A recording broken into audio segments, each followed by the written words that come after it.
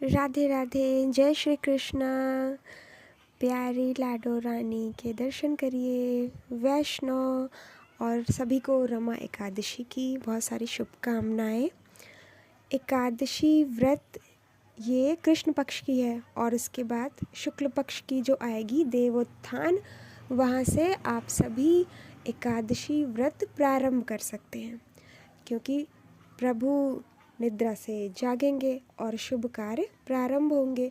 तो सभी पूछते हैं कि कब से एकादशी रख सकते हैं, कब से उठाना चाहिए, कब से प्रारंभ करना चाहिए। जो प्रथम बार रख रहा हो तो उस दिन से आप उठा सकते हैं। इस चतुर्मास में तो आप नहीं उठा सकते हैं, इसलिए ऐसा है। और सभी को रखना चाहिए। आपके घर में बच्चे हैं उनको भी रखवाइए। कितने जो 13-14 साल के बच्चे हैं उनसे, बहुत ज़्यादा छोटे हैं वो तो नहीं रख पाएंगे, लेकिन आप जो माताएं हैं, बहनें हैं, वो बच्चों से कहेंगे, आप प्रेरणा देंगी तो वो रख पाएंगे। मैं भी 13 वर्ष की उम्र से ही रख रही हूँ। तब पहली बार माता श्री ने कहा कि हो जाएगा, रख लोगी। तब धीरे धीरे सभी पूरे परिवार ने रखा। तो अब पूरा जब कान्हा जी ने कहा कि एकादशी व्रत रखना है, तब मैया, सखी और सारे भक्तों ने प्रारंभ किया। और फिर उसमें प्रश्न भी आता है कि मैं नहीं रख सकती हूँ, अस्वस्थ हो जाती हूँ। तब ये नियम है कि जो भी बीमार है, अस्वस्थ है, उसको दवाइयाँ खानी होती हैं, तो वो कैसे रख पाएगा। तो उन पर कोई नियम नहीं लगता। बच्चा है वो भूख को नियंत्रित नहीं कर सकता, तो उसके ऊपर भी कोई नियम नहीं लगता। और जो हमारे बूढ़े हैं उन पर भी नहीं लगता। इसलिए कहा जाता है कि समय से जब कोई भी कार्य प्रारंभ करेंगे तो जैसा शरीर को आप ढालेंगे वैसा ही बन जाएगा। अब व्रत के दिनों में सारा दिन मूंगफली है, साबूदाना है, तो कुछ न कुछ आप खा रहे हैं, तो आपके शरीर की ऊर्जा का ह्रास हो रहा है, समाप्त हो रहा है, नष्ट हो रहा है, शांति तो मिल ही नहीं रही है।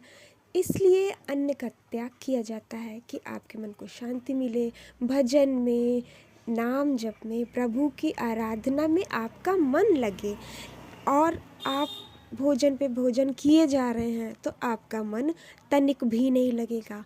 और जो नहीं व्रत रखा आज तक कि आज के दिन नहीं खाना चाहिए अन्न, किसी भी व्रत में अन्न नहीं खाना चाहिए और एकादशी में तो वर्जित है, तब भी मनुष्य खा रहा है, उसको पाप लग रहा है, तो क्या करना चाहिए। तो प्रभु का प्रसाद बनाकर खाना चाहिए आज तक जिन्होंने नहीं किया।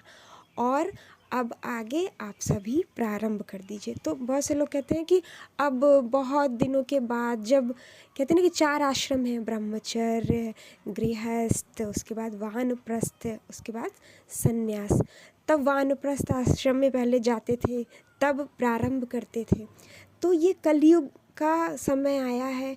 नाम जप ही श्रेष्ठ है। नाम जप करके, प्रभु की आराधना करके आप उन तक पहुंच सकते हैं, दर्शन प्राप्त कर सकते हैं अपनी श्रद्धा से, अटूट विश्वास से कि आप जो कर रहे हैं वो प्रभु तक पहुंच रही है। व्रत कर रहे हैं जो सभी व्रतों में श्रेष्ठ है, एकादशी, जो आपके पुण्यों को बढ़ाती है और पाप समाप्त होती है, क्योंकि पाप को लेकर प्रभु तक नहीं पहुंच सकते। तो सभी पापों का ये दमन करती है। तब प्रभु के चरणों की भक्ति प्राप्त होती है। आप जो भी सेवा करते हैं प्रभु के लिए, भगवान श्री कृष्ण के लिए, तब उनके चरणों की भक्ति प्राप्त होती है। इसलिए एकादशी व्रत रखा जाता है। और ये कार्तिक मास का बहुत सुंदर समय है। इसमें 14 रत्नों के साथ आज द्वादशी तिथि भी है, एकादशी भी है, कल त्रयोदशी है। तो ये सब महासंयोग बन रहा है कि रंभा एकादशी भी इसको कहते हैं। तो वो भी समुद्र मंथन से प्राप्त हुई और गौ माता भी प्राप्त हुई, तो जो कि आज द्वादशी भी है, गोवत्स द्वादशी। तो गोवत्स क्या, जो गाय का बच्चा बछड़ा होता है, उनकी पूजा की जाती है। तो हमारे यहाँ तो 33 कोटि के देवता माता गाय में विराजित हैं। साक्षात भगवान श्री कृष्ण का देह है। उनका जो सिर है उस ओर भगवान श्री कृष्ण के चरण हैं। तो सिर पर जब आप उनके मस्तक पर अपने हाथों को लगाते हैं, सहलाते हैं, तब उनके चरणों को ही आप स्पर्श करते हैं। और उनके पीठ की ओर आप सहला रहे हैं तो वो उनका सिर का भाग है भगवान श्री कृष्ण की। और प्यारे प्यारे गोपाल जी के दर्शन करिए, कितने प्यारे हैं। और कभी कभी मैं एक बार उनकी फ़ोटो ले रही थी तो कहीं कि प्रिया जी को देखा तो वो अपना मुंह आराम से बंद की थी, मुस्कुरा रही थी, हंस रही थी। तो इनको देखा तो कहीं कि गोपाल ज़रा मुंह बंद करना, फ़ोटो खींचना है। तो मैं भूल गई उतनी देर की ये तो अभी हंस रहे हैं। तब ये वो और हंसने लगे कि मैं बंद कर लूँ, जैसे बच्चों को कहते हैं ना कि बंद कर लो उसके बाद फ़ोटो खिंचाएं क्या।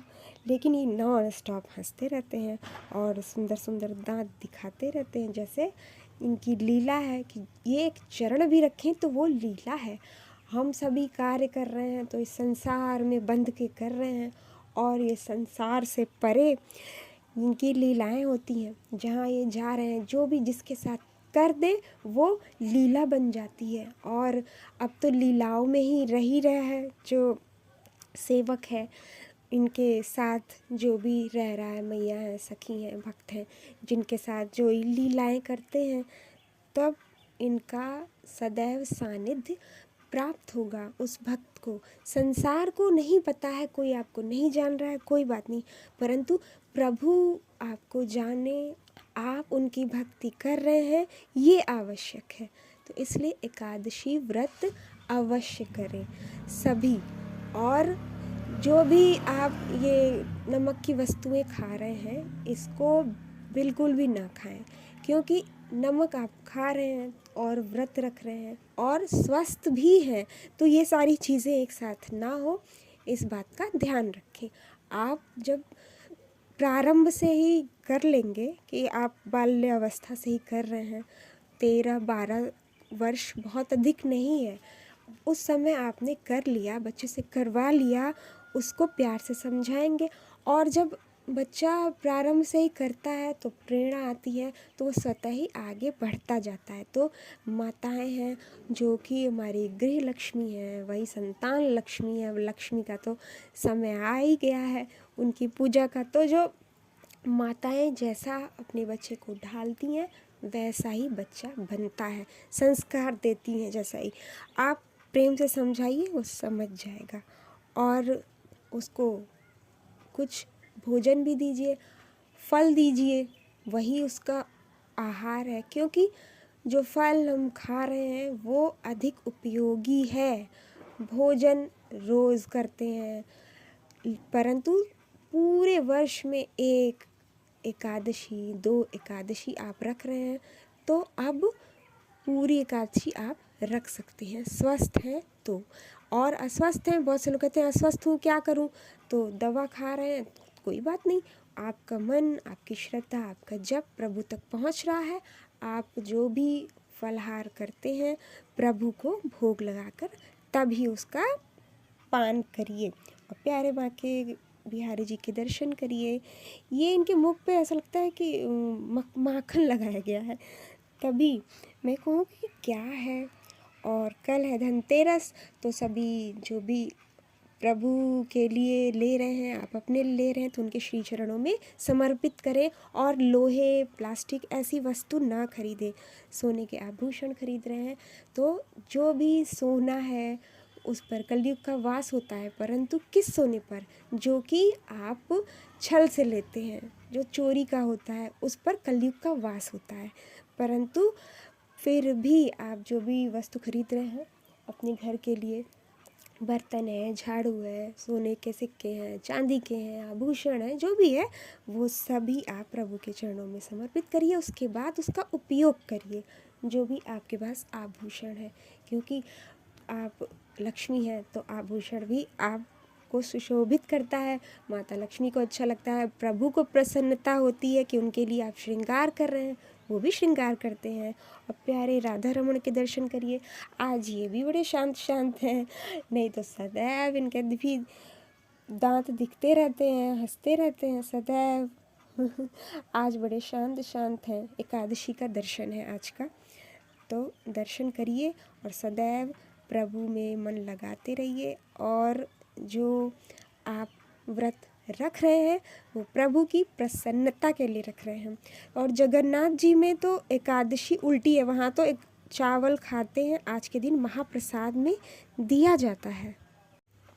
एक बार ऐसा हुआ कि ब्रह्मा जी आए जगन्नाथ, जो कलयुग का धाम है जगन्नाथपुरी, वहाँ पे जो महाप्रसाद बनता है वो 7 बर्तन में एक के ऊपर एक के ऊपर एक रखता है, और पहला सबसे पहले पकता है और अंतिम वाला सबसे बाद में। ये सब प्रभु की लीला है। तो ब्रह्मा जी आए और कहे कि प्रसाद उनको देखना था, पाना था।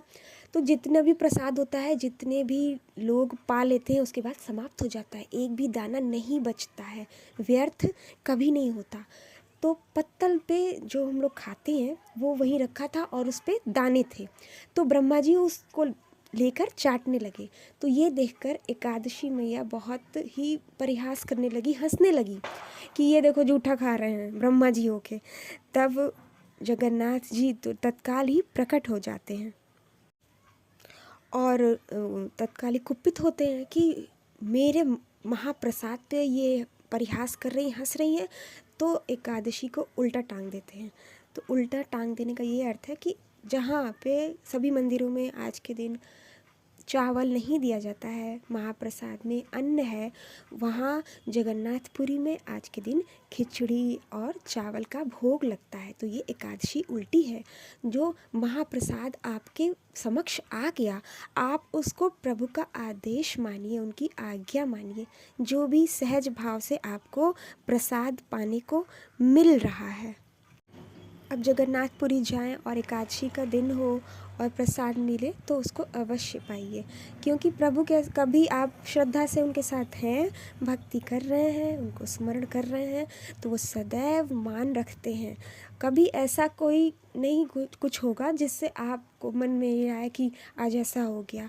होगा तो तत्काल प्रभु उसको समाप्त कर देंगे। कि आपके सामने भोग आया, प्रसाद आया, तो प्रभु की इच्छा है, वो चाहते हैं कि आप उनका प्रसाद ग्रहण करें। तो आप उस प्रसाद को ग्रहण करिएगा। और ये सब करने के लिए आपको प्रभु की सेवा करनी है, उनका ध्यान करना है, साधना करनी है। आवश्यक है जो सदैव प्रभु में ही मन लगाना है। जो भी आप कर्म कर रहे हैं, त्योहार आ रहा है, ये सभी प्रभु की ओर बढ़ने का साधन है। आप प्रभु की सेवा करेंगे, उनकी भक्ति करेंगे तो लक्ष्मी प्रसन्न होंगी। तो ये जो लक्ष्मी आएंगी वो स्थिर आएंगी, क्योंकि आपने प्रभु की सेवा के लिए ही प्रभु से प्रेम किया। और जो भी आपके पास धन आया, लक्ष्मी आई, वैभव आया, वो सब आप प्रभु के लिए ही कर रहे हैं, उनकी आज्ञा के अनुसार कर रहे हैं। तो प्रभु प्रसन्न रहते हैं और प्रभु को प्रसन्न देख के माता लक्ष्मी प्रसन्न रहती हैं, सदैव रहती हैं उन भक्तों के पास। सखी ने पूछा था प्रभु से कि क्या करना चाहिए एकादशी का, जो कि नहीं रख पा रहे हैं, जो कि अस्वस्थ हैं, वो न रखें तो पाप नहीं लगेगा। तो प्रभु ने कहा था कि जिसके जैसे भाव, तो भाव का अर्थ है कि आप प्रभु को समर्पित कर रहे हैं, उनके अनुसार ही आप जीवन जी रहे हैं। कैसे? जब आपको प्रसाद मिला तो आप वो भोग कर रहे हैं, और नहीं है तो आप व्रत रख रहे हैं। अस्वस्थ हैं तो दवा भी खा रहे हैं और प्रभु की भक्ति भी कर रहे हैं, व्रत भी रख रहे हैं। तो ये सारे शुद्ध भाव हैं। और कहा जाए कि एकादशी व्रत रखना है, आपको प्रभु तक जाना है ताकि पुण्य आपके बढ़े और पाप समाप्त हों। तब उसके बाद भी आपके पास ये बातें हैं कि आप अस्वस्थ हैं, नहीं रख पा रहे हैं, तो क्या आप कहेंगे प्रभु? कुछ भी नहीं कहेंगे, क्योंकि एक बार आपको बता दिया गया है, वो नियम है। तो आप उसको करने का जो सामर्थ्य है, वही संकल्प शक्ति, उसी को कहते हैं कि आप प्रभु के लिए कुछ कर पाएँ।